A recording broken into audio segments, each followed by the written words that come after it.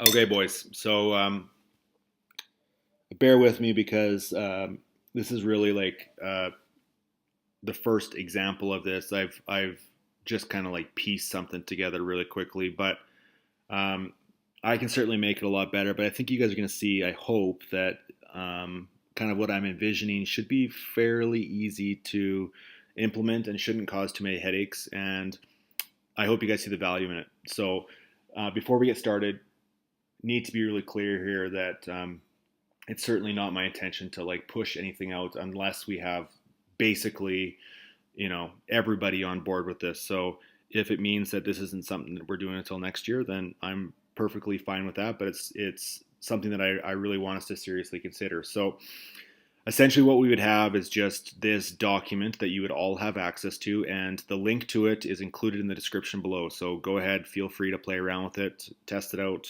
however you want. The idea here would be that you can see there's a whole bunch of different tabs across the bottom. Those basically represent different pages or different sets of data. Okay, so the first one is the draft picks. This is essentially where we just keep track of all the draft picks. So if trades are made, then draft picks would just get included separately because we don't need to have them in Yahoo. We would just keep track of them in here.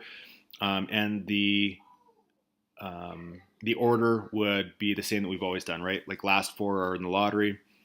This year, which is new, the winner of the consolation will draft the fifth overall pick, and then so on and so forth.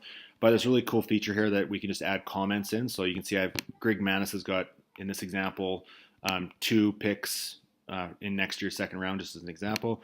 And so you can just add this little comment so that when you hover over it, it will tell you who traded that pick and what it was for. And so just imagine if you had all this data over 10 years or something. It'd be interesting to go back and look at all the trades that you made, and we'd have access to all that. Okay, so this is for the most part fairly straightforward. I've put 3 rounds. It can be 5 rounds. I don't know. It's just, here's an example, okay? So the next tab is all the farm players. And I just grabbed current players as examples, just copied and pasted. But essentially, you can see that this is kind of what the farm system would look like, the list of players that are currently protected by teams. So if you're looking for a guy on the waiver wire and you're not sure if he's protected or not, you just quickly come here. This is all sorted alphabetically, so you can quickly just take a look to see if the guy's name is on the list. If he's not, go for it. If the name is on the list, he's protected. Tells you the number of games that he's played, position, and who owns him. So if you've got your eye on Bo Bennett as an example, McCreeper's got him, you might include that in the next trade or, build a trade based around that. So if I go to so this is just a running total of all of these other sheets. So each guy would have their own sheet, which would represent their farm system. So we'll look at Blades of Griggs as an example. So I put 4 on each guy for right now. It shows the position and the games played. Now here's the really cool part. The games played is actually live. So if I go all the way over here, there's this master data sheet, and basically I'm able to grab data in real time from a number of sources. Now I'm not going to do that every day, but even if I do this every second Friday, the games played is going to be really, really close, right? And so we don't really have to do any work in terms of adding up the number of games. All that work's going to be done for us automatically. Okay, so I just need to download the Excel file, copy and paste, drop it into here, and everything will kind of take care of itself. So these colors here are actually significant. I just put a couple of automatic filters on that basically say if a player has hit more than 159 games, paint that purple, which in this case would mean that he's at the end of his eligibility, and basically you got to make a decision with that guy. And we can change these to whatever we want. I'm kind of leaning towards like maybe setting it as like 130 games, right? You got 130 games to figure out whether you want to keep the guy or not and stash him on your bench. I don't know. Maybe that's too long. I don't know. Something for us to consider and talk about. But every guy's got their own. And like, for example, I'll just show you how this works in real time. I'm going to change the Brad Marchand to, let's say I'm going to go with Roman Yossi. Okay. Instantly becomes defense, and you've got the 162 for games played. Let's change Darnell Nurse to Brad Marchand. Brad. There, he's left winger center, played 154 games. Now, the statistics that I'm pulling from are the last 2 years, but again, the idea. Yes, you can. Yeah, you guys can both have cookie. The idea here, though, is that it's pulling all that data in real time, okay? So same thing, like if I was to add a new name altogether, so let's say I'm going to do Rene Bork, not sure why I'm thinking his name. Come on now. Oh, hold on. Okay, my bad. I didn't do these codes, but it's okay. I just got to drag them down. They'll take care of themselves. There you go. Right winger, 100 and 100 games played. I got one. Yeah, you can. Okay. So, yeah, everybody's got their own sheets. And now this Rene Bork should actually be into the farm. So if I look here, where's Rene Bork? Right here. Bliss got him. Oh, Vaughn's also got him on his roster as well. But anyways, you guys should get the idea. So all we got to do is just add your players in here. When you add them in here, they get updated onto this master list.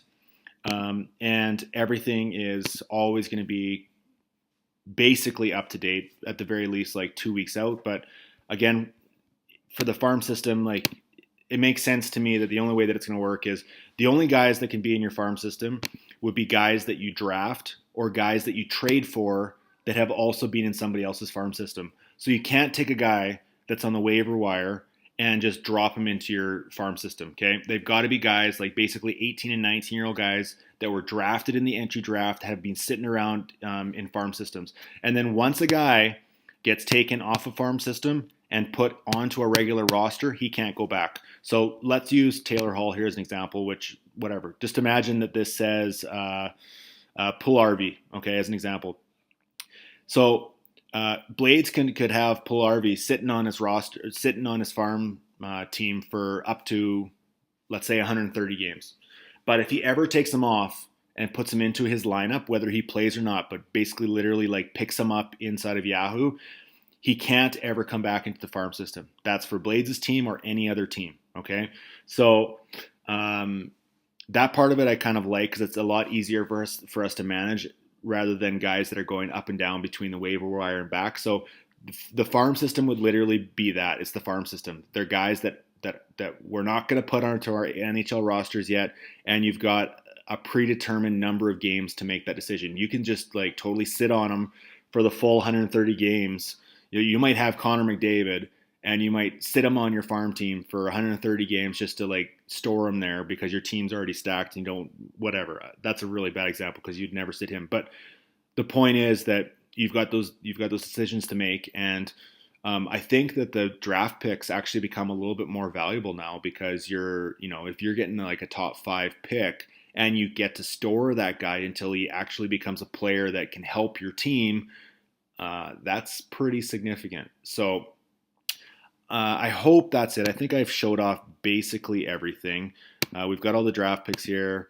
Again, this just becomes a running list, just a quick reference guide too, and then we've got basically all of our teams going across here. And I'm thinking that we don't go more than, say, 10 per farm team, which again would take us anywhere from 2 to 3 years to even get there. But I love the idea of being able to draft guys that are like, the 11th or 12th pick in the draft, and be able to sit on them for a couple of years because, or even, if you pick the 5th guy in the draft, there's a very good chance that guy's not going to play in the NHL that year. But the guy who's drafting 5th overall probably needs the help more than the guy who's drafting 12th that picks him up the next year. I don't know if that makes sense or not. But anyways, love to hear some feedback from you guys. This is just kind of the first